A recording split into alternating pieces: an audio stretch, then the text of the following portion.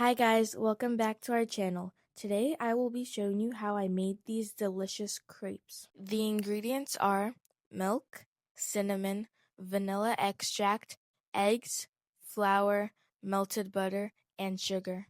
I added the eggs, whisked them together, added sugar, milk, cinnamon, vanilla extract, butter, and mixed them.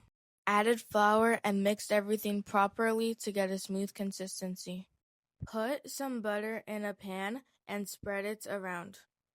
Put some batter in the middle of the pan and spread it out evenly to make sure it's thin. When the top started looking dry, I flipped it over to the other side so it could cook. I let it cook for about 1 to 2 minutes and flipped it to make sure both sides were done and ready. Both sides should look similar to this when it's ready. Everything looked good, so I removed the crepe and set it aside. I repeated the same process until I used up all the batter.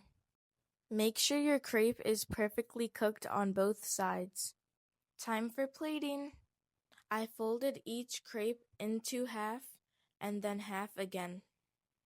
Then transferred it into another plate.